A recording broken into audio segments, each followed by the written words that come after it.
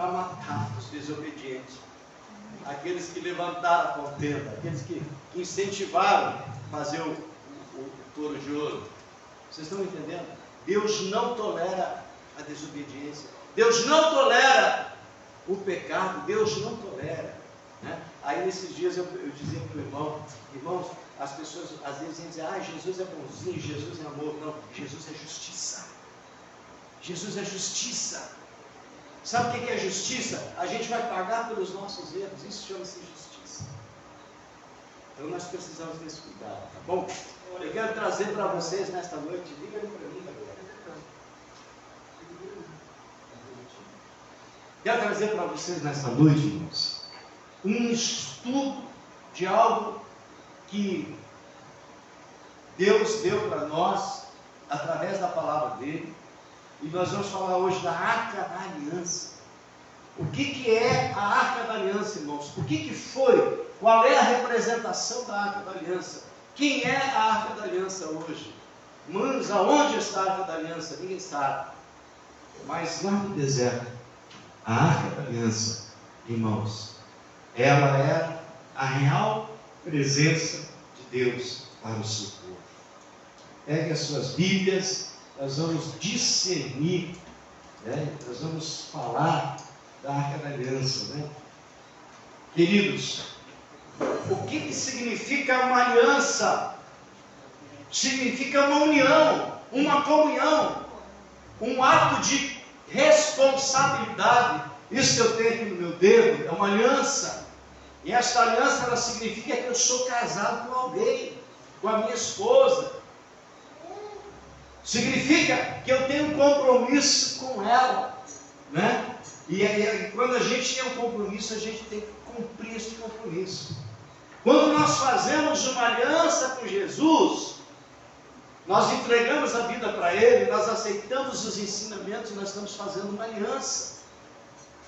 A Arca da Aliança, como nós conhecemos, é algo tremendo. Os irmãos vão chegando. E é isso que eu quero falar para você. Se você puder anotar, vai ser maravilhoso esse estudo. Então, nós estamos pregando uma palavra de Deus para a sua vida. Esta palavra, irmãos, não é do pastor. Está tudo embutido no estudo da palavra. E a Bíblia Sagrada, ela não foi inspirada por brasileiros, nem por americanos, nem pelos europeus, mas simplesmente Deus escolheu um homem, e daquele homem fez uma nação, e para aquele homem Deus fez uma promessa, que a descendência dele seria incontável como os grãos de areia na praia do mar, ou como as estrelas do céu. Então quando o anjo fala com Abraão, diz: Abraão, sai da tua tenda, olha para os céus e conte as estrelas. Amém?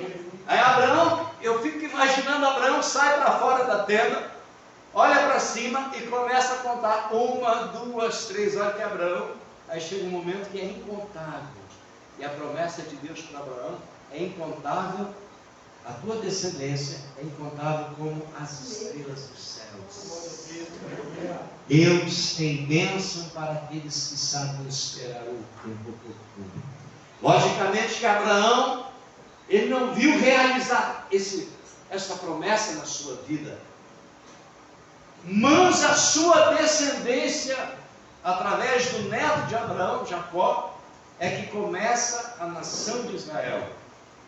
E a nação de Israel, ela é gerada num primeiro momento em Canaã, mas depois vai para o Egito, e lá no Egito explode a descendência.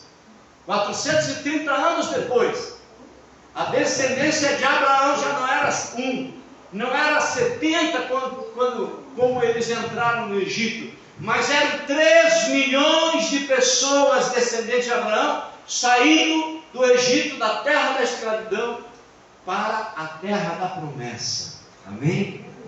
Às vezes você fica um tempo dizendo assim: poxa, um dia eu recebi, Deus falou comigo através do irmão, e as coisas não acontecem. Sabe por quê, irmãos? Porque o tempo de Deus não é o tempo do homem. O meu tempo da promessa que Deus fez para mim ainda não aconteceu. talvez a sua promessa não tenha acontecido. Por quê? Porque há um tempo pré-determinado para todas as coisas debaixo dos céus, querido. Então Deus prepara tudo na terra que não era a terra do povo de Deus. Deus preparou lá dentro do Egito um homem chamado Moisés. Lembra Moisés? Moisés é muito sábio. Por quê? Porque Moisés foi criado pelos egípcios, ele teve estudo, ele teve os melhores professores. O Egito era o centro nervoso do universo, era a nação número 1, era o poder econômico mundial, era o poder econômico também militar e também financeiro. E Moisés foi criado dentro dessa estrutura farta de conhecimento, de grandeza, porém, Deus tinha uma missão grande com Moisés, assim como Deus tinha uma missão com a minha vida, e Deus tinha uma missão com cada um de vocês. E é Moisés que recebe de Deus a visão, no Monte Horebe. Moisés, por que Moisés fica 40 dias em jejum? Moisés não come, Moisés não bebe, Moisés fica somente na presença de Deus. Queridos, porque quando nós jejuamos 24 horas, no outro dia nós estamos com fome. Moisés jejuou um dia, 2 dias, 3 dias, 30 dias, 40 dias. Quando Moisés desce do monte, os cabelos deles estavam brancos, a sua face, ela transmitia luz. Por quê? Porque Moisés, ele sai do estado natural e ele entra num estado espiritual. Amém? Quando nós oramos, quando nós jejuamos, quando nós buscamos o conhecimento, a presença de Deus nas nossas vidas, nós saímos do mundo natural e entramos no mundo espiritual. Mas para isso nós precisamos orar, nós precisamos estudar, nós precisamos nos colocar na presença de Deus com muito jejum e muita oração. Nós só vamos ter o Espírito Santo de Deus ativo dentro da nossa vida quando nós entendermos que nós precisamos jejuar, que nós precisamos largar as coisas que o mundo tem nos oferecido e nós nos entregarmos a Deus.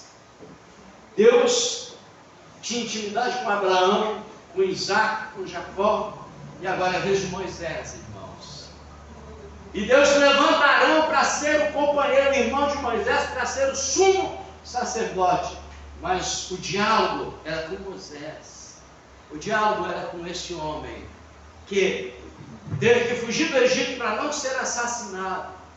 Mas a fuga de Moisés foi a preparação. Deus permitiu que ele fosse perseguido, que ele fugisse para um lugar distante para Deus preparar ele. E quando Moisés estava pronto, Deus chama ele. Como é que Deus chamou Moisés? Quando Moisés olha para uma árvore chamada sarça, segundo a palavra de Deus. E aquela árvore queimava, ardia em chamas, mas os galhos, as folhas não queimavam. E Moisés foi indo. E quando ele chega, segundo o Êxodo, Moisés chega próximo daquela árvore. Ele ouve uma voz que diz: ei Moisés, tira as tuas sandálias, porque a terra onde você pisa é santa. Amém? Você imagina quando você ouve uma voz, e você sabe que você está sozinho, e você sabe e sente quem está falando. Querido, ali começava a história de Moisés com Deus. Aleluia! Ali começou a intimidade de Moisés com Deus. Ali começou Moisés a obedecer o Deus que ele não conhecia, mas era o Deus do seu povo. Era o Deus que iria libertar o seu povo. Era o Deus que iria levantá-lo como o maior líder de Israel do época antiga, foi Moisés, porque ele liderou a libertação do povo do Egito. Moisés, ele é comparado a Jesus pelos milagres que ele fazia. Porque as 10 pragas do Egito Estava ali Arão executando, mas Moisés é quem dava e comunicava com Deus. Estão entendendo a intimidade com Deus? É assim. Deus mandou Moisés no monte fazer muitas coisas, mas eu quero falar de uma visão de Moisés. E através da visão de Moisés, ele mandou construir a Arca da Aliança. A Arca da Aliança era a presença de Deus no meio do seu povo. Peguem suas Bíblias, vocês vão me ajudar. Quem é que lê para mim Ezequiel, capítulo 5, versículo 5, segundo a palavra de Deus? Livro do profeta Ezequiel, capítulo 5, versículo 5. Leia alto em alta voz para mim, por favor, meu irmão Sérgio. assim diz o Senhor dos Senhores: esta é Jerusalém, coloquei-a no meio das nações e de todas as cidades que estão ao seu redor. Amém. Glória a Deus. Jerusalém, queridos, Jerusalém está no centro do mundo, no centro da terra. Israel é o centro da terra. Pastor, ela fica exatamente no centro. Eu não estou te falando de uma forma geográfica, mas eu estou te falando de uma forma espiritual, né? Porque foi de lá que surgiu o maior de todos, Jesus. Foi de lá e daquela região, queridos, que surgiu Abraão, que surgiu Isaac, Jacó, Davi, Jesus e Moisés. Vai para aquela região. Então, a palavra Arca da Aliança, no hebraico quer dizer Aron HaKodesh. Aron HaKodesh. Esta é a palavra da Arca da Aliança em hebraico, que quer dizer Aron Arca da Aliança HaKodesh. Queridos, então o planeta Terra, todas as nações estão direcionadas para Israel. Sabe por quê? Porque lá, irmãos, Deus deu a palavra para o homem. Todos os profetas, ou eles estavam profetizando em Judá, ou eles estavam profetizando em Israel. Vamos entender como assim? Porque o reino do sul era Judá e Benjamim, e o reino do norte era as demais tribos de Israel. Jerusalém, capital de Judá, e Samaria, capital das 10 tribos do norte. Queridos, é bom entender, é bom compreender essa grandeza das coisas de Deus. E a Arca da Aliança, ela é a representação daquilo que tem nos céus. E é o lugar onde Deus se manifestou poderosamente. Glória a Deus. Aleluia. Deus se manifesta poderosamente. Então, queridos, entende-se que esta remota informação das Escrituras testifica Israel não apenas como capital espiritual do mundo, mas também do ponto de vista geográfico. Ela está muito bem localizada.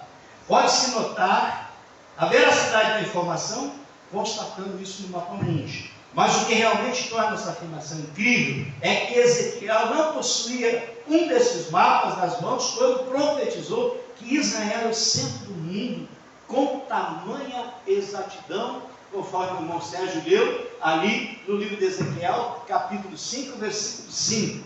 E eu quero ler aqui da Torá em português, que diz assim: assim diz Yahu Elohim, assim diz o Senhor Deus, esta é Jerusalém, que é Jerusalém, coloquei no meio das nações e das terras que estão ao redor dela.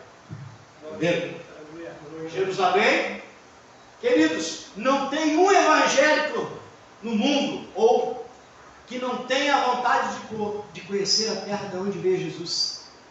Eu tenho vontade de ir lá e não fui. A maioria não foi, poucos tiveram privilégio, porque o irmão Moisés já esteve lá. Porque é um lugar espiritual. Há, com certeza, um clima espiritual quando você vai lá com este filme.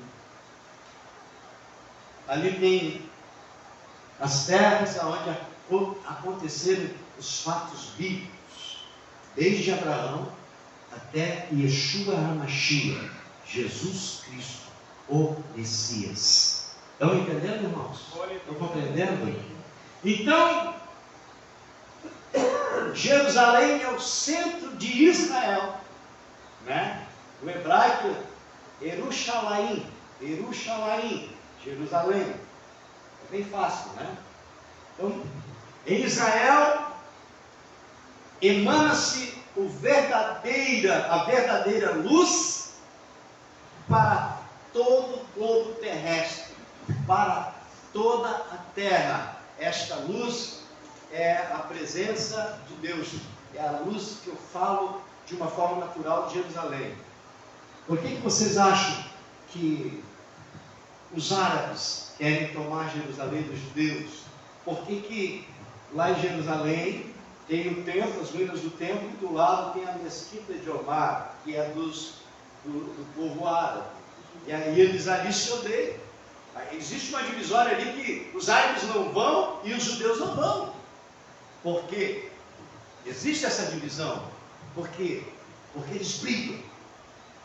Só que Deus deu aquela terra para o povo hebreu. Para o povo hebreu, para os descendentes de Abraão. O interessante é que o povo árabe também é descendente de Abraão. Aí nós precisamos voltar para trás e olhar quem era Ismael, filho de Agar, e quem é Isaac, né? Isaac é o filho legítimo, filho da promessa. Sarai, ela não entendeu e permitiu que Abraão fosse ter uma relação, homem com mulher, com uma empregada, e nasce um filho, e nasce um problema. Eles não estavam debaixo do mandamento de Deus, porque Sara, ela não entendeu, nem Abraão entendeu, que ela iria ser mãe, ele iria ser pai. Não importava a idade, não importava o tempo. Somente quando Abraão tinha 100 anos e Sara 90 anos, é que eles têm um filho legítimo, que é o filho que Deus prometeu. Sabe o que está acontecendo, irmão? Sabe o que aconteceu? É que nós não temos paciência para esperar o tempo de Deus. Abraão é a resposta para os nossos questionamentos. Abraão viu uma empregada bonita, gostou, a esposa permitiu, ele foi lá, cometeu um adultério, nasce um filho. O filho não era um filho prometido por Deus. Depois Agar vai para o deserto, a criança vai morrer, o anjo aparece lá no deserto, faz vir água, ressuscita o menino, a mãe que estava morrendo de sede, mas a promessa é para Isaac. Espere o tempo de Deus na sua vida, espere o tempo de Isaac, para que você seja abençoado.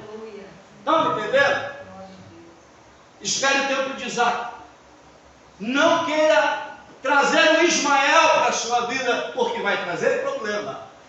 As guerras do Oriente Médio são por causa do povo de Ismael e por causa de Isaac. Só que a descendência de Ismael, hoje, as nações árabes são numericamente muito maior em número de nações e em número de povo. Só que a mão de Deus está sobre a nação de Israel. Entenderam?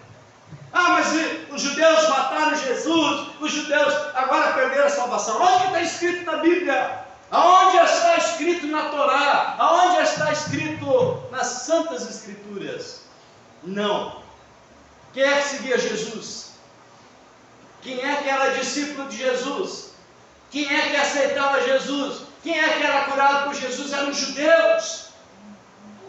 Mas quem matou Jesus foram os sacerdotes e o sumo sacerdote do templo. Esses mandaram matar. E o poder de Roma, que matou o soldado romano, os romanos mataram Jesus, enconcharam com o sacerdócio do templo. Entenderam? Maria, Pedro, João, Tiago, Bartolomeu, Simão não perseguiram Jesus. E havia 120 pessoas, depois que Jesus subiu os céus no dia de Pentecostes. Eles seguiram Jesus. eram fiéis seguidores de Jesus. Não foram os judeus que mataram Jesus. Quem fala isso está muito mal informado. A palavra não diz isso. A palavra é clara, né? Então, o assassinato de Jesus, a condenação de Jesus foi uma mentira, uma covardia, um ato ilegal, imoral. Por quê? Porque eles estavam perdendo poder e dinheiro. E Jesus não queria ser sacerdote do templo. Jesus veio para salvar você. Jesus veio para ser muito mais do que o homem pensava naquela época, né? Então, queridos, voltando aqui a Israel, quem lê para mim é Isaías 49, versículo 6. Aleluias. Nós estamos falando da arca da aliança. A presença de Deus era manifestada lá no deserto e depois nas tribos de Israel pela arca da aliança. Isaías 49, 6. Aleluia. Pode ler. Diz ele: como seja o meu servo, para restaurar as tribos de Jacó, e tornar as cadeiras preservadas de Israel. Também te darei para a luz dos gentios, para seres a minha salvação, até as extremidades da terra. Amém. Então Israel, a nação de Israel, o templo, a religião, Jerusalém é para ser luz dos gentios. O que é luz? É para iluminar os nossos caminhos. É por isso que Davi escreve lá no Salmo 119, no versículo 105: lâmpada para os meus pés e luz para o meu caminho é a tua palavra. Amém? É a palavra de Deus. Olha o que diz aqui em Mateus, versículo 5, 35. Não jureis por Jerusalém, porque é a cidade do grande rei. Como nós vamos jurar uma coisa que não é nossa, que nós não podemos? Nem por Israel. Tem gente que jura por toda coisa. Eu juro por isso, juro por aquilo, mas na verdade não está jurando pela verdade. Essa é a verdade, né? Aleluia, glória a Deus. O Salmo 125, versículo 2 diz assim: como estão os montes ao redor de Jerusalém, assim o Eterno está ao redor do seu povo, desde agora e para sempre. Como os montes estão ao redor de Jerusalém, assim Deus está ao redor de nós, do seu povo, ao redor de Jerusalém, do povo hebreu, para sempre. Esse desde agora é de séculos atrás. Então faz muito tempo que Deus está ao redor dessa nação, né? Então, queridos, o centro de Jerusalém, o centro poderoso do mundo, é Jesus. Por sua vez, Jerusalém também possui uma parte central, o mais importante do ponto de vista da fé, que é o Monte Sião. Amém? O Monte Sião. E em hebraico quer dizer Tesion, né? Quer dizer Sião. Olha o que diz aí. Quem é que lê para mim Isaías capítulo 2, versículo 3? Isaías 2, versículo 3, por favor. Leia bem alto para que nós possamos ouvir. Aleluia. Glória a Deus. Isaías capítulo 2, versículo 3. Virão muitos povos e dirão: subamos ao monte do Senhor, ao templo do Deus de Jacó. Ele nos ensinará o que concerne ao meu caminho, para que andemos nas suas veredas. De Sião sairão a lei, de Jerusalém a palavra do Senhor. Amém? Olha o que o profeta profetiza aqui. Olha o que ele diz. É de Sião que sai o poder de Deus. A lei, a palavra, o ensinamento, a verdade, ela sai para o mundo inteiro, queridos. A palavra de Israel, ela vem para nós, para todos nós. Então, queridos, a Bíblia Sagrada, ela provém do povo hebreu. Nós estamos no cristianismo. O que é o cristianismo? É uma religião. A nossa igreja não é uma religião. A nossa denominação, ela não é uma religião. Ela é uma denominação dentro do cristianismo. O que é o cristianismo? O cristianismo é uma religião. O hinduísmo, a religião dos hindus da Índia, é uma religião. O judaísmo, ela é uma religião, é uma das menores religiões do mundo. O shintoísmo, que é do Oriente, é uma religião. A religião universal da China é uma religião. Estão entendendo? Então, igreja tal não é religião. É igrejas que estão dentro do cristianismo. O Brasil, 95% é cristianismo. Ah, pastor, mas os católicos não são uma religião. Não, o cristianismo é uma religião. A igreja católica diz que é uma religião, mas ela está dentro do cristianismo. A Assembleia de Deus, nós da Assembleia de Deus não somos uma religião. Nós não somos uma religião. Nós somos um segmento evangélico. Estão me entendendo? O que é uma religião? Cristianismo é uma religião. Eu sou cristão. Cristão é aquele que segue os mandamentos de Jesus Cristo.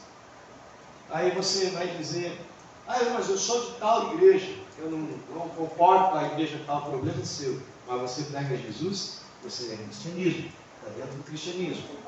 A não ser que você seja judeu e participe do judaísmo. A não ser que você seja hindu e participe do hinduísmo. E assim tem muitas religiões no mundo que você não conhece. Mas a maior de todas elas é o cristianismo. O Islã é uma outra grande religião que está em grande parte do mundo, principalmente no Oriente. O islamismo é uma religião. Estão me entendendo, irmãos? E o cristianismo é a maior de todas. E eu espero que continue sendo. Né? Mas a nossa raiz,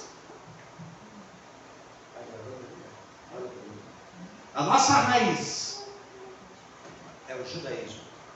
Nós nascemos de lá.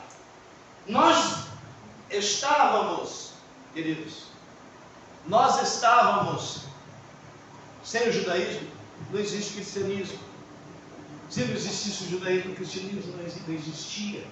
Porque o cristianismo veio de um judeu, da tribo de Judá, chamado Jesus. Glória a Deus, aleluia. A Bíblia Sagrada foi escrita pelos judeus. Estão me entendendo?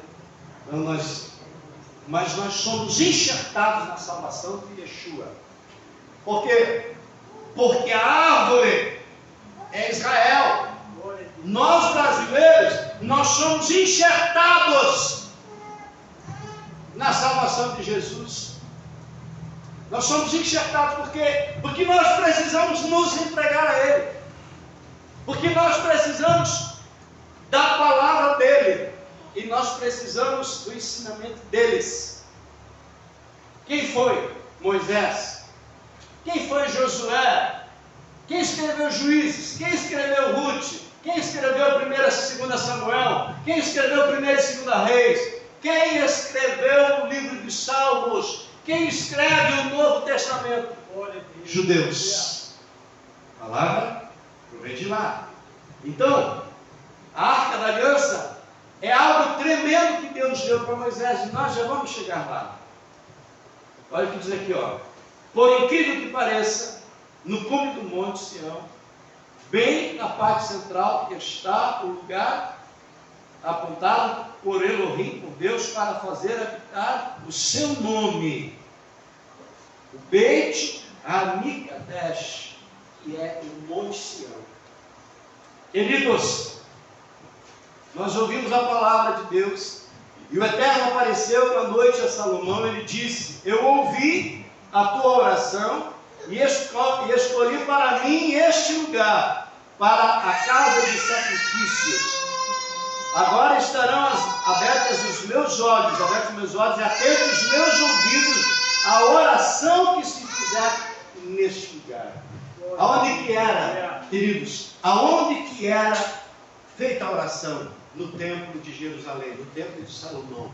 Os ouvidos de Deus estavam virados para aquele lugar. Os olhos de Deus estavam dirigidos para aquele lugar. Deus estava atento à oração que se fizesse naquele lugar.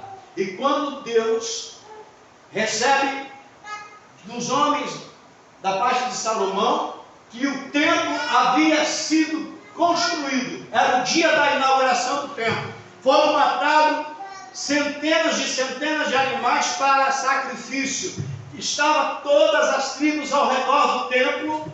No pátio do templo estava Salomão num lugar elevado. Quando Salomão dobra os joelhos e começa a orar e consagrar o templo. Ouçam, a Bíblia diz que o templo se encheu da glória de fumaça da presença de Deus, que os sacerdotes que estavam lá não resistiram, saíram para fora. Por quê? Porque Deus estava naquele lugar e Deus recebeu aquela oração. Glória a Deus. Aleluia. Nós precisamos entender.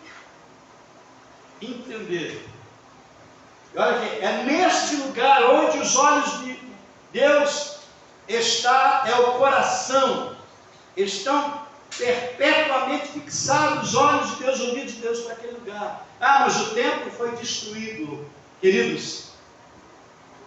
A muralha do templo, aonde os judeus vão todos os dias orar, aonde pessoas do mundo inteiro vão e querem ter uma oportunidade de orar na muralha do templo.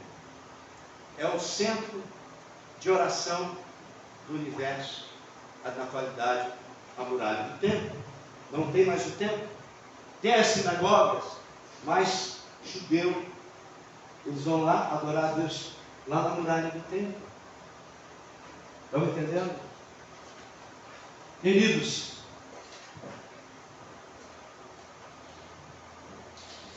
mas o templo santo, nós queremos falar do templo santo, também o centro do templo em hebraico. Eu quero falar da tenda do templo, aonde estava a arca da aliança. Nós conhecemos que lá no deserto havia uma tenda. A arca ficava no centro desta tenda, deste espaço, chamado lugar santo dos santos, ou lugar santíssimo. E esta palavra, meus queridos, quer dizer no hebraico uma palavra assim, Kadosh HaKodoshim. Kadosh HaKodoshim quer dizer templo santo dos santos. E a arca estava no centro daquele lugar. E o mesmo acontecia quando na construção do templo. Então, para o norte, 7 passos. Para o sul, 7 passos. Para o leste, 7 passos. E para o oeste, se não me engano, 7 passos. E a arca estava no centro daquele espaço considerado lugar santíssimo. Somente o sumo sacerdote tinha autorização de Deus, do Eterno, para entrar uma única vez no lugar santíssimo. Não poderia qualquer sacerdote entrar naquele lugar. Primeiro, ele poderia entrar, mas ele nunca iria sair de lá vivo, porque Deus iria exterminar ele. Mas o sumo sacerdote poderia entrar uma vez por ano no lugar santíssimo. Arão foi o primeiro sumo sacerdote da lei a entrar no lugar santíssimo. E conta a lenda que ele entrava com uma corda amarrada no pé, para que se ele tivesse pecado diante de Deus, que Deus se manifestava na arca, ele morresse lá dentro, Deus condenava o pecador e ele só poderia ser puxado pela corda. Ninguém que entrasse ali sairia vivo. Mas o lugar santíssimo, a tenda, o tabernáculo, ele não era movido de lugar para lugar assim, mas com a permissão de Deus. Ele era desmontado, ele era levado, ele era montado, e ali se manifestava novamente o poder de Deus. Por quase 40 anos no deserto foi isso. Isso foi realizado. Depois, lá na terra prometida, no tempo das cabanas, havia o templo, o lugar santo, onde ficava a arca. Até séculos depois, quando Davi entendeu no seu coração fazer o templo, Deus não quis que Davi construísse o templo e permitiu que Salomão fizesse. Aí eles fizeram o templo mas havia um lugar santíssimo, que era um lugar que só o sumo sacerdote entrava, e o lugar aonde ficava a arca da aliança. Amém, queridos? Amém. Estão entendendo? Hoje, muitas vezes, as pessoas vêm na igreja, não reverenciam a Deus, né? Esse lugar aqui é um lugar sagrado. Nós precisamos estar em comunhão com Deus para vir. Porque naquela época, se o sacerdote ou o levita entrasse naquele lugar e não tivesse em comunhão com Deus, ele morria ali mesmo, né? Havia reverência, obediência, submissão e medo. Então quem era sacerdote sabia que tinha que estar alinhavado com Deus. Sabe por que os filhos de Eli, Finéias e o outro irmão dele, agora me falha a memória, e eles morreram ali, Hófni e Finéias? Porque eles estavam com a vida toda errada. E eles entraram onde eles não deveriam entrar. E Deus matou eles.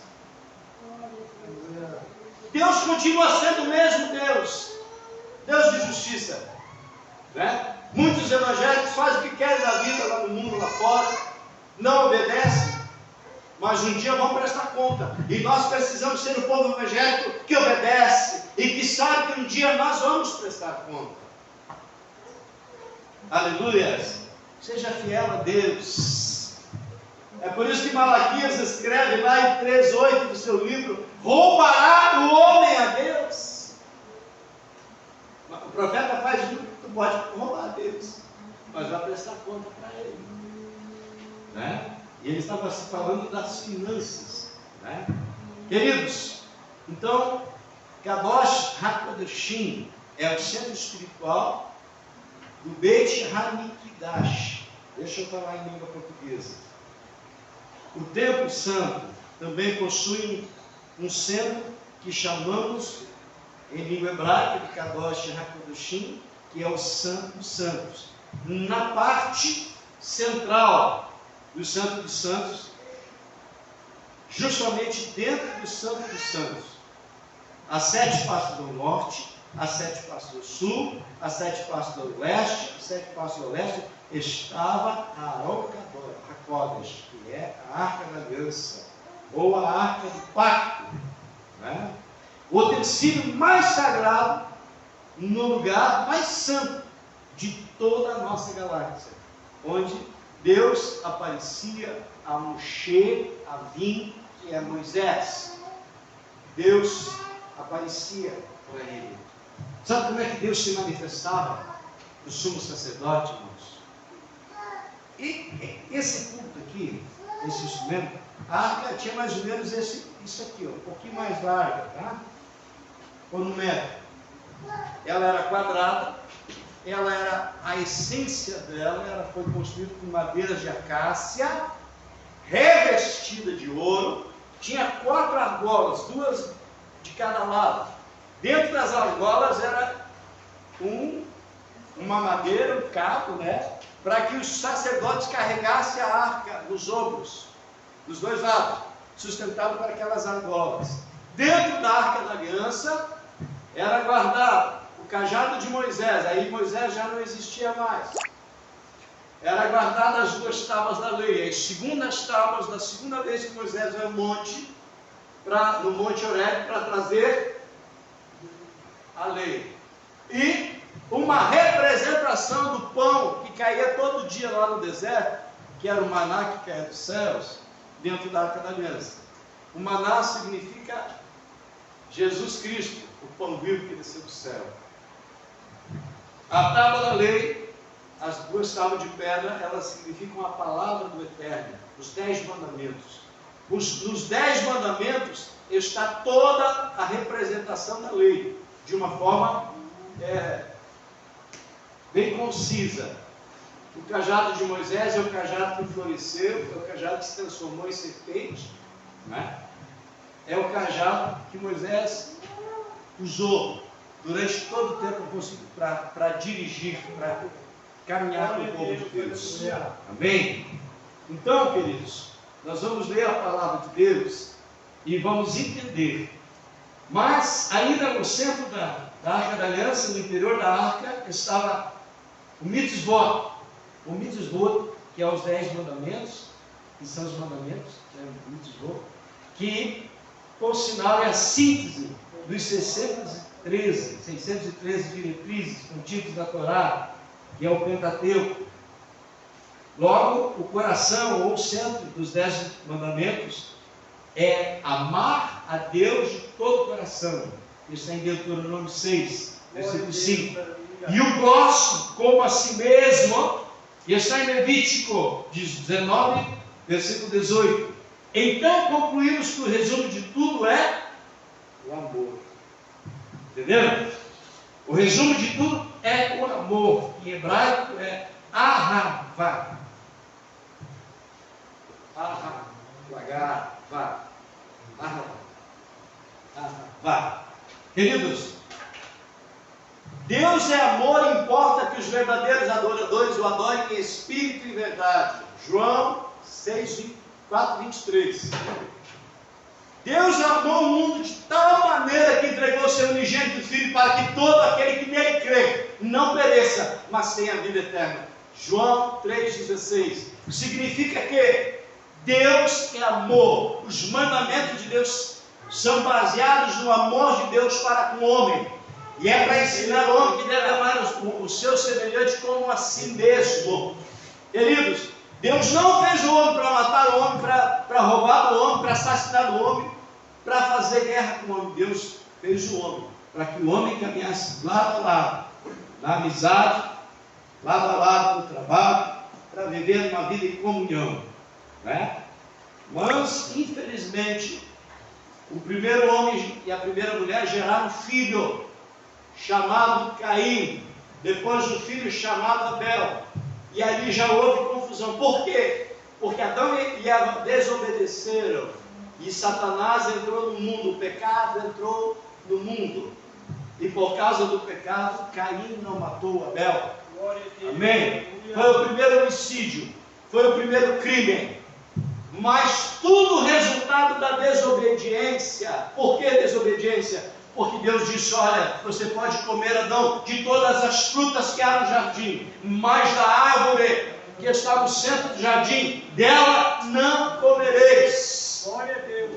Adão sabia, Eva aprendeu que também não devia, mas lá estava o diabo. E escute uma coisa, queridos, o diabo fica ali muitas vezes lá na esquina oferecendo uma coisa roubada, oferecendo uma droga, uma bebida. Querido, olha só, a cobra era um animal igual aos outros, mas foi usada pelo inimigo. Hoje ela é inimigo do homem. O homem pisa na cabeça dela e ela morde o calcanhar do homem.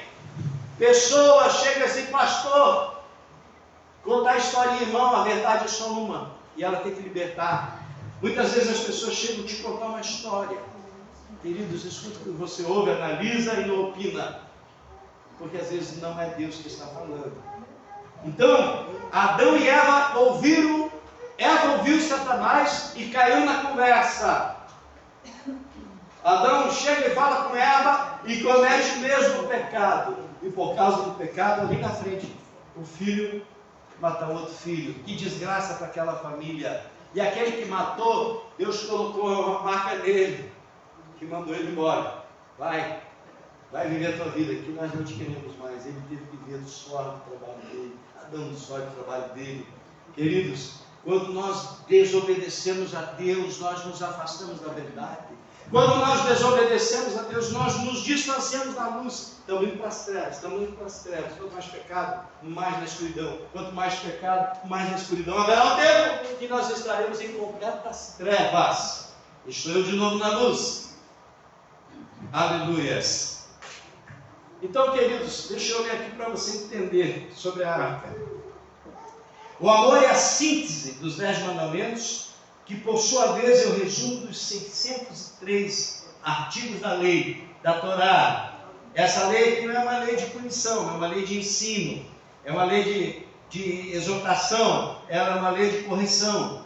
As 2 tábuas dos 10 mandamentos, que são os mitvot, ficavam no centro da arca, da Aron HaKodesh, que ficava no centro da Kadosh HaKodoshim, que fica exatamente no centro do Santo dos Santos, ou lugar santíssimo, bem no centro. 7 passos para cá, para cá, para cá e para trás. Entenderam? Não era qualquer um, né, que podia tocar na Arca da Aliança. Eu jamais, nem sacerdote poderia ser da ordem da lei, porque tinha que ser levita. Os sacerdócios que nós representamos, queridos, é o sacerdócio da ordem de Melquisedeque. A palavra Melquisedeque no hebraico quer dizer Melqui, rei, Zedequi, justiça. É por isso que Melquisedeque é rei de justiça. Bem, olha o que diz aqui, continuando. O Santo dos Santos localizava-se como ponto principal no centro da Beit HaMikdash, que é o templo sagrado. E esse se encontrava no centro, né, do Monte Sião, que é o centro de Jerusalém. Jerusalém é o centro da adoração de Israel, e Israel é o centro de toda a terra. Entendeu? Deus, ele é perfeito. Uma coisa serve a outra, e a outra serve a tudo. Jerusalém. E Israel é o centro de toda a terra. Por que vocês acham que Israel, que se torna nação em 1948, mais precisamente no dia 14 de maio de 1948, e imediatamente 600 mil judeus vão para essa terra, e imediatamente as nações árabes se levantam, e 600 mil judeus, queridos, nem todos eram guerreiros, botaram a correr as nações árabes que foram lá tentar destruir. Eles recém estavam arrumando as suas roupas, suas casas, chegam os árabes ali fortemente armados, e Deus levanta eles do pó e bota a correr o inimigo. 1967, 9 nações, 5 avançam e 4 dão amparo bélico para destruir Israel. Israel se levanta e destrói o inimigo. 1973, na festa do Yom Kippur, que é o dia do perdão, o dia sagrado, uma das 7 festas de Israel, o Egito aliado a palestinos e a mais 5 nações, e outras apoiando, inclusive a Rússia. Eles vão lá para pegar eles no dia que eles estão despreparados. E eles se levantam, saem do jejum, saem pelos fundos de Jerusalém, vão para o Egito, destroem o Egito, atacam o inimigo pelos 2 frontes, pela direita e pela esquerda, destrói os canhões, destrói os exércitos. E mais uma vez, Israel não é destruído.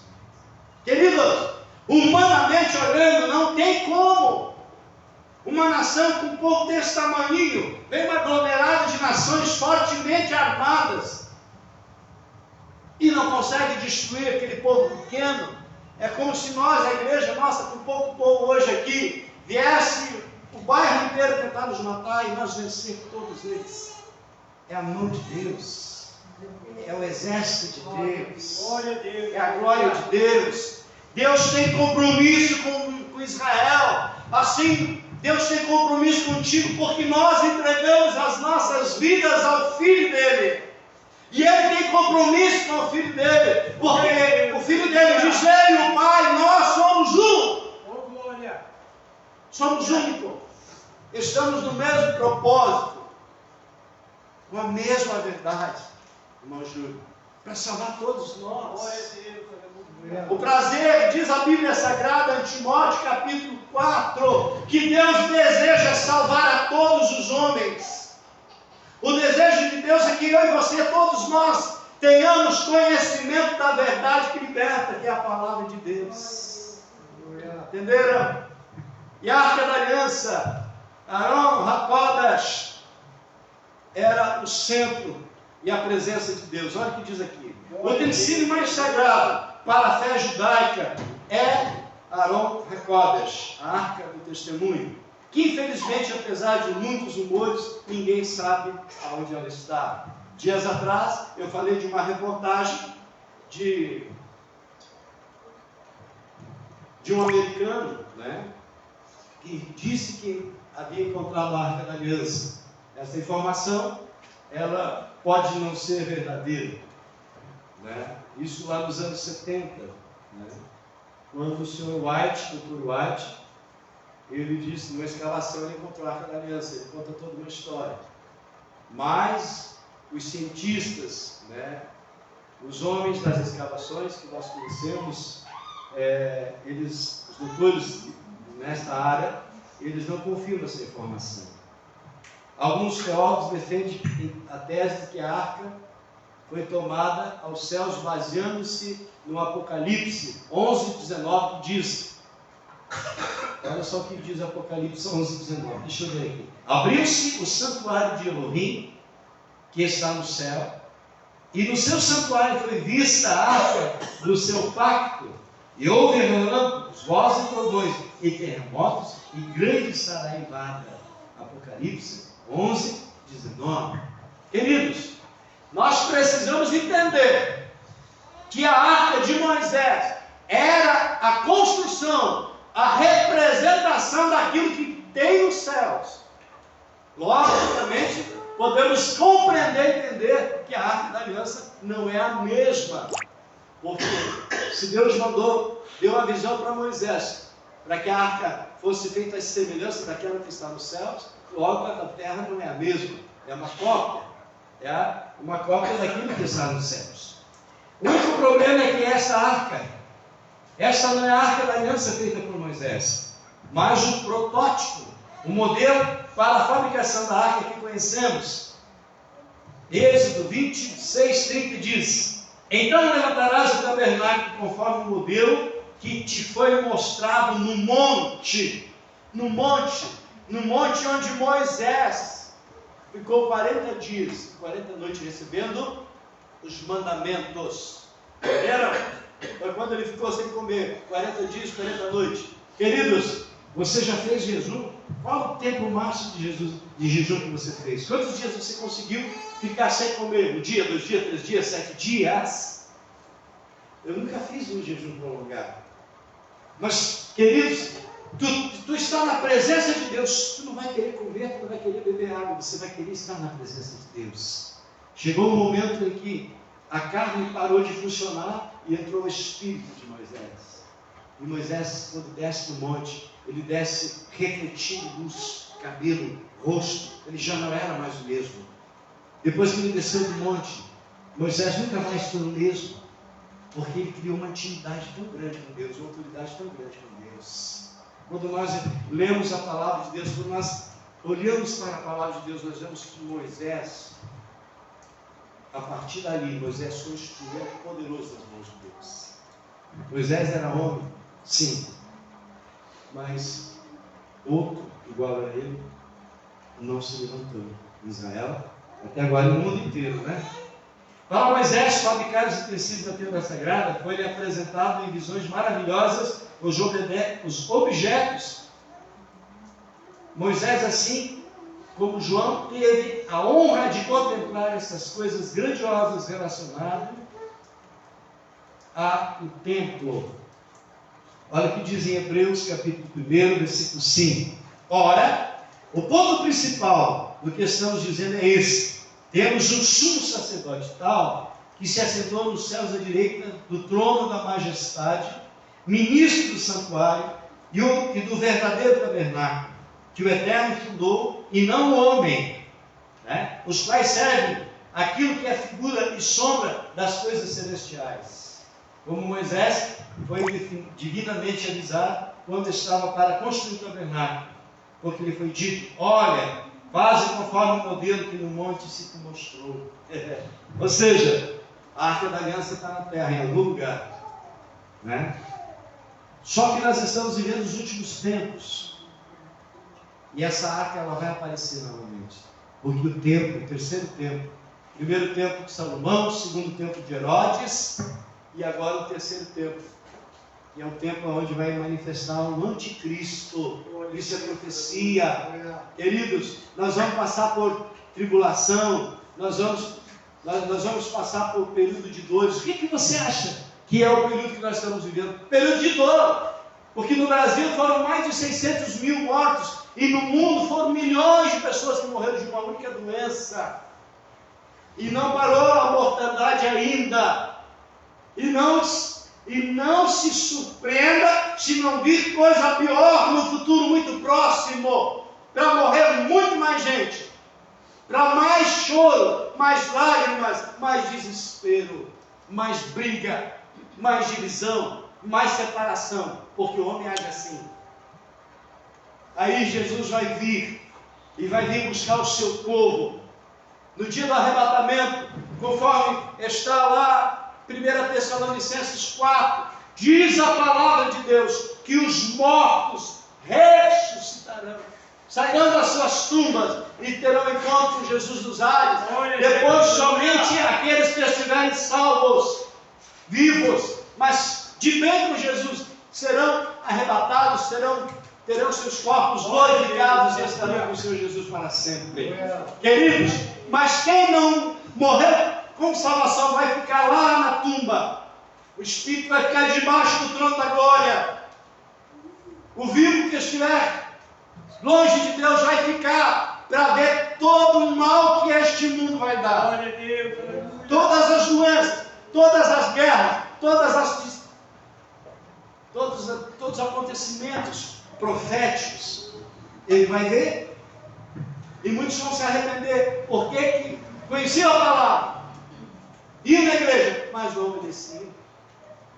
Isso não é só para nós, é para o mundo todo. Amém? Estão entendendo? Nós estamos falando da Arca da Aliança. Ei, glória!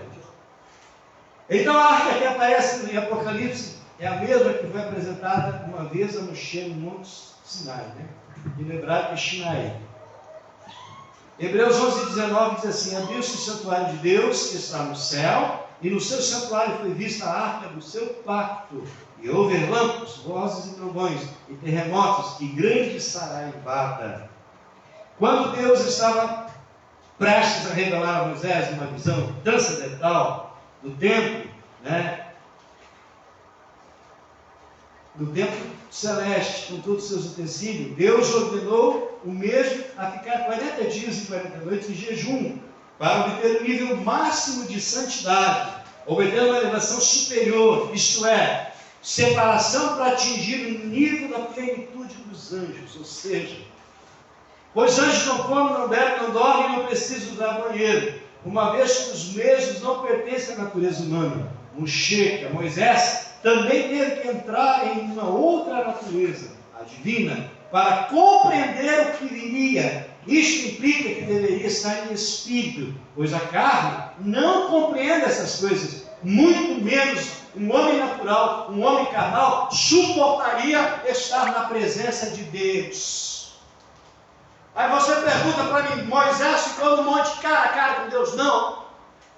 Moisés apenas ouvia a glória e obedecia. Porque quando Deus disse, Moisés, agora eu vou passar, mas te esconde na fenda da rocha. O que a Bíblia diz? E Moisés entrou na fenda, baixou a cabeça e se escondeu. Aí quando Deus passou, né, a glória de Deus estava passando, Moisés deu só uma espiadinha. Porque ninguém é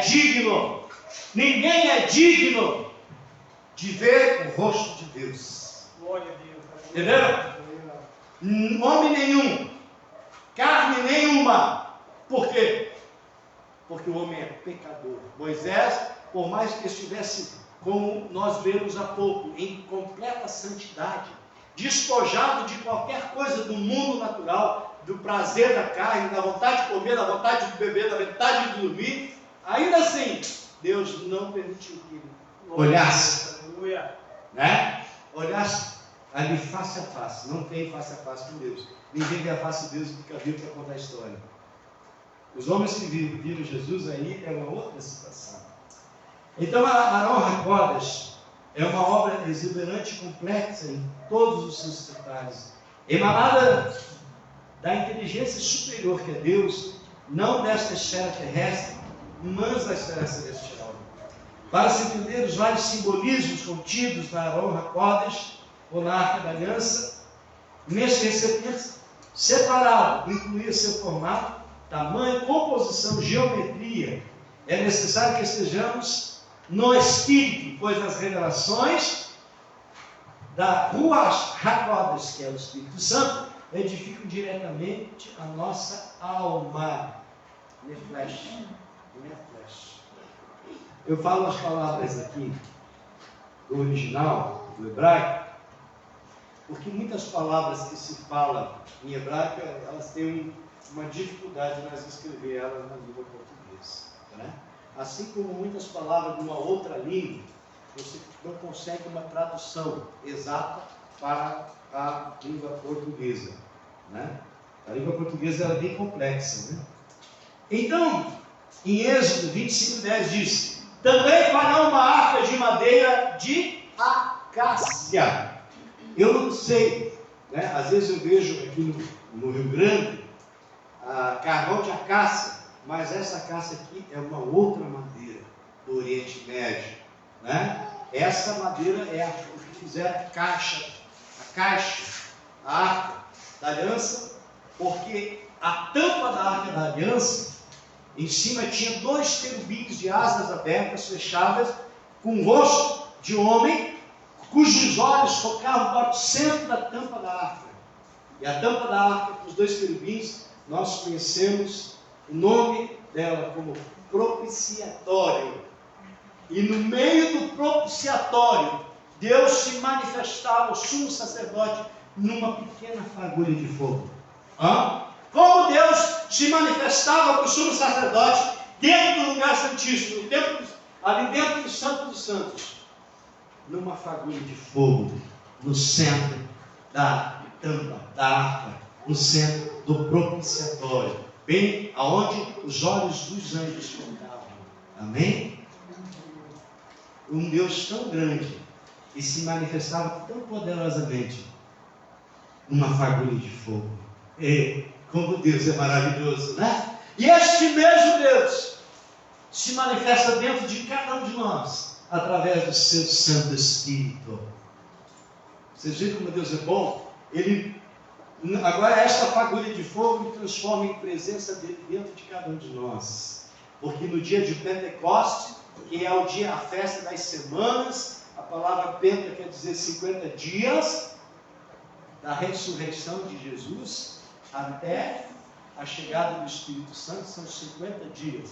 Por isso, e aquele dia é chamado de Pentecostes, mais conhecido como festa das semanas. Deus desce, manda o seu Espírito. E a Bíblia diz que estávamos aproximadamente 120 pessoas reunidas no cenáculo, quando chega o Espírito Santo, e foram vistas línguas como de fogo que recaíram sobre cada um deles. E um vento forte e impetuoso, diz, que soprou naquele lugar. E a palavra diz que todos foram cheios do Espírito Santo. E a presença de Deus está em você, né? Então, a arca foi fabricada de madeira acácia, mas por que especificamente acácia e não outro tipo de madeira? Por exemplo, o cedro, que é muito mais fácil para o manuseio, e outras madeiras. A acácia é uma madeira nobre, porém muito retorcida, o que dificulta muito o trabalho artístico. Será que Deus não sabia disso? Claro que sim. É nesse detalhe que aprendemos uma verdade que nunca devemos esquecer. A arca simboliza o homem. Assim como a vaidosa acácia, o homem é de origem nobre, mas seus nós dificultam o trabalho do artesão. O pecado em nós também possibilita demasiadamente nesse verdadeiro escultor Jesus, pelo poder de seu Pai, Elohim, em nós. A linda e vaidosa acácia foi revestida por dentro e por fora com metal que é o símbolo da realeza, que é o ouro. Também, para que possamos comportar a presença de Deus, temos que estar revestidos do Espírito Santo. Então, a arca da aliança, para resistir à presença de Deus, para poder ser usada, ela foi revestida de ouro. E nós precisamos, para receber Jesus, estarmos revestidos, cheios do Espírito Santo. Sem estar cheio do Espírito Santo, ninguém recebe a graça de Deus. Ninguém. Não há ninguém que vem aqui na igreja mascando chiclete, olhando para tudo que é lado e brincando no celular que vai receber a presença de Deus. Não. A presença de Deus é uma busca inconstante, não somente na igreja, mas em casa, na rua, no trabalho, na escola. Comunhão com Deus. Você pode estar batendo martelo na construção, no torninho, mas pode estar conectado com Deus. Oh, glória a Deus, aleluia. Está dirigindo, está lá montando, desmontando o motor, como Moisés, mas em comunhão com Deus. As irmãs estão lá fazendo a comida, 11 horas da manhã, mas estão assim, glória a Deus, aleluia. Está deitado na cama, mas em comunhão com Deus. É isso. Nós precisamos estar, uma palavra moderna, conectados, ligados. Um grande exemplo. Continuando. Efésios capítulo 2, versículo 21 e 22. No qual todo edifício foi bem ajustado, cresce para o templo santo no eterno, no qual também vós justamente sois edificados para a morada do Deus Altíssimo no Espírito Santo. Efésios 2, 21 e 22. Glória a Deus. Então nós precisamos estar cheios do Espírito Santo, cheios da presença de Deus. Entenderam? A palavra ruach, ou ruach, quer dizer Espírito. No hebraico. Então nós já vamos estar indo para finalmente aqui da palavra, desse estudo bíblico que é grande, né? Nós não conseguimos falar da grandeza da Arca da Aliança. Queridos, a palavra de Deus também diz que a arca é o centro máximo da revelação de Elohim, que é Deus como nós conhecemos, concernente ao reino de Deus. Avinu, nosso Pai, que é Deus, Elohim Avinu, essa caixa da casca foi revestida em ouro 24 quilates por dentro e por fora. Em cima da arca, sobre o propiciatório, que é a tampa da arca, estavam 2 querubins alados, pesando cerca 32 quilos de ouro puro.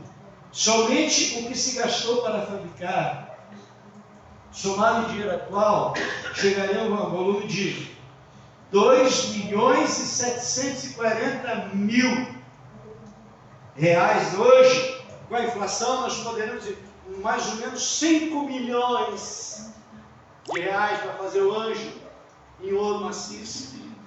Entendeu? E por que Deus não olha para aquilo que é importante para nós? O ouro é muito importante para nós, a riqueza é muito importante para nós, mas Deus não olha para isso, porque tudo pertence a Ele. O homem, quando morre, irmão, ele não pode levar riqueza, ele não pode levar a sua casa, ele não pode levar o seu avião, o seu jatinho particular, ele não pode levar a sua aposentadoria, o seu dinheiro, ele não pode levar nem as suas vestes, porque nós somos pó e ao pó nós tornaremos. E se você for há 100 anos depois lá no cemitério, vai estar lá parte dos ossos e a roupa velha apodrecida vai estar lá. Significa que neste mundo nós nada levaremos. Glória a Deus.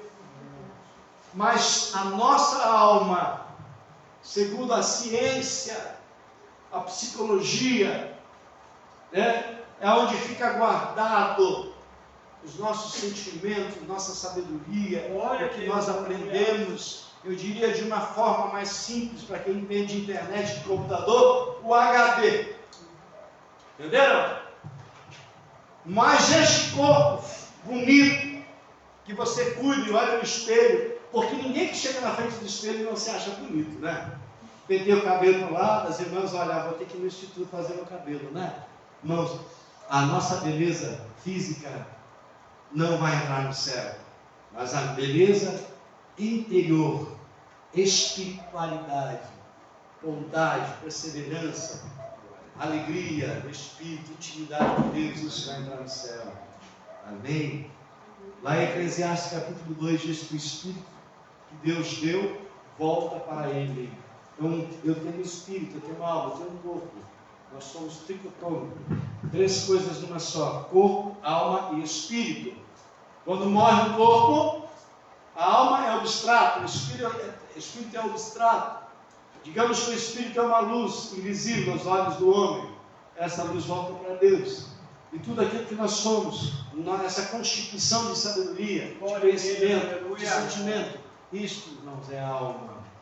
Na psicologia, né, nós temos três coisas assim, na área do conhecimento, né, do intelecto do homem, né, aquilo que nós sabemos na hora, aquilo que nós recordamos de vez em quando, aquilo que nós esquecemos, né?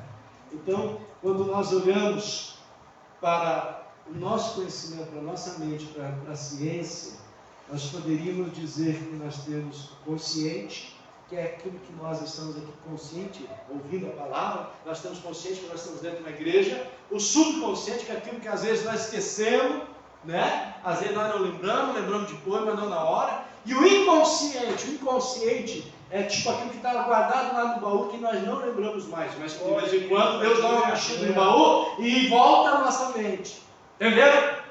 Consciente, subconsciente e o inconsciente. Então, nós pegamos uma bacia d'água, botamos uma bolinha de isopor, a bola fica toda para fora da água. Então, isso é o consciente, né? Agora, se nós afundar a bola, metade para dentro e metade para fora da água, seria mais ou menos o nosso subconsciente, metade para baixo da água, metade para cima. E o nosso inconsciente, nós afundamos a bolinha toda lá. Glória a Deus, aleluia. Só para você entender o que é o consciente, o subconsciente e o inconsciente, né? Queridos, e é Deus que faz tudo isso em nós. Toda a ciência, muitas vezes a ciência diz que Deus não existe, ela acaba concluindo que alguém fez tudo isso. E aí eu digo, não precisou estudar tanto para saber que é Deus.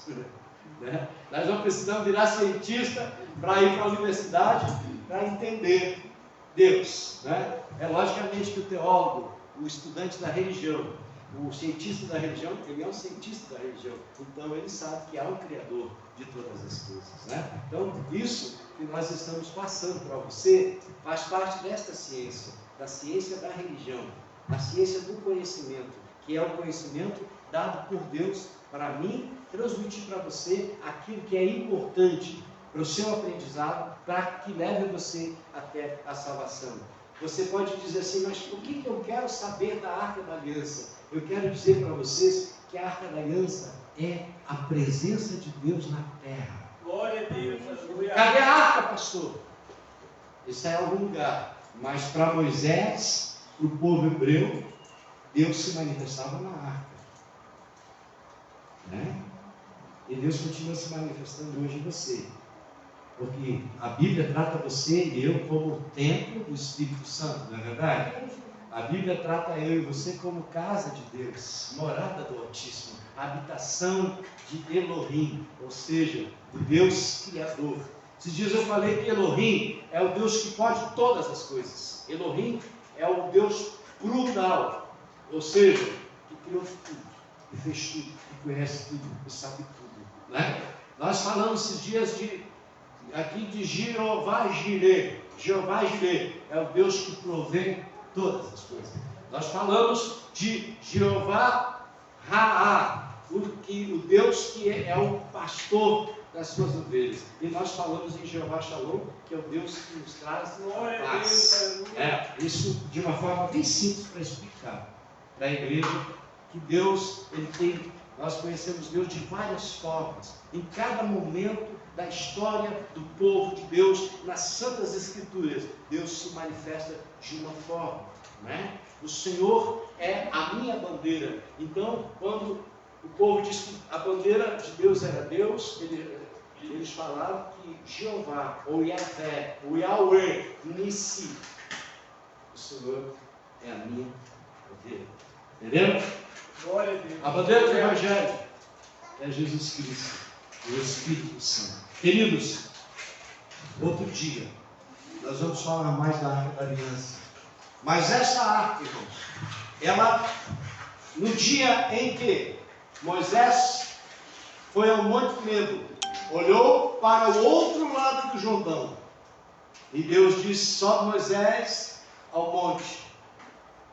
e olha para a terra, porque você não vai colocar os seus pés. Glória a Deus, aleluia. Você trabalhou a vida inteira, Moisés lutou a vida inteira, sonhou a vida inteira de chegar e colocar os pés e atravessar o rio Jordão e entrar na terra prometida.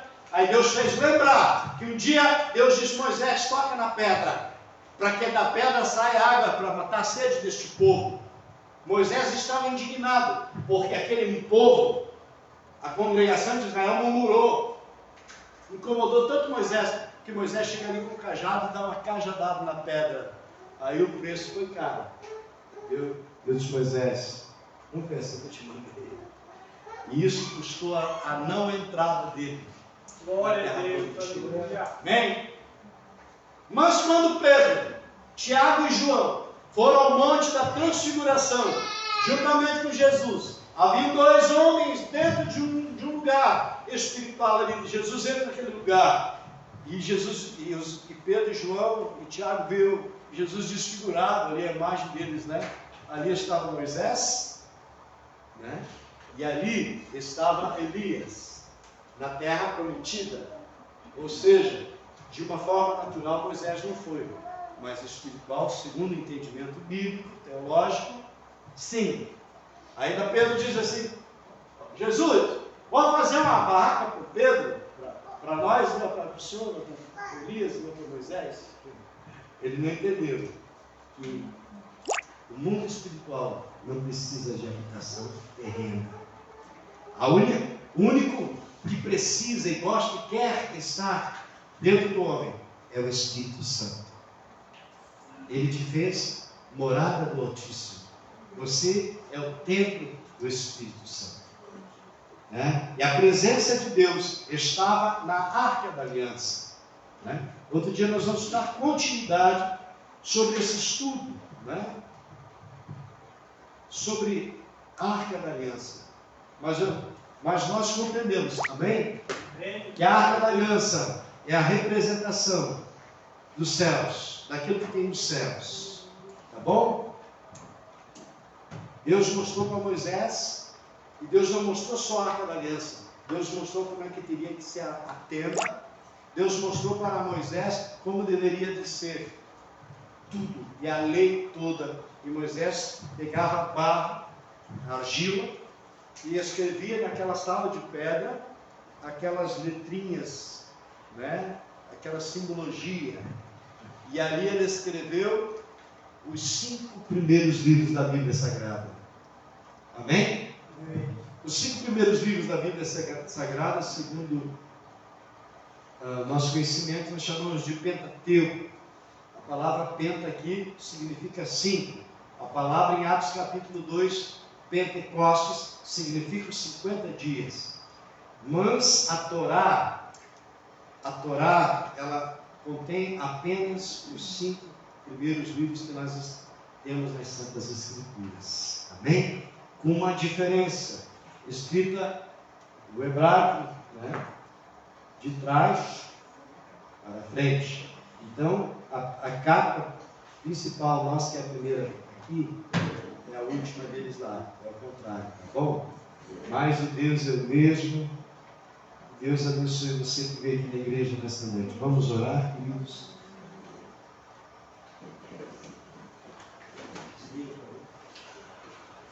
Vamos orar? Espero que vocês tenham, queridos irmãos, aprendido. Alguém tem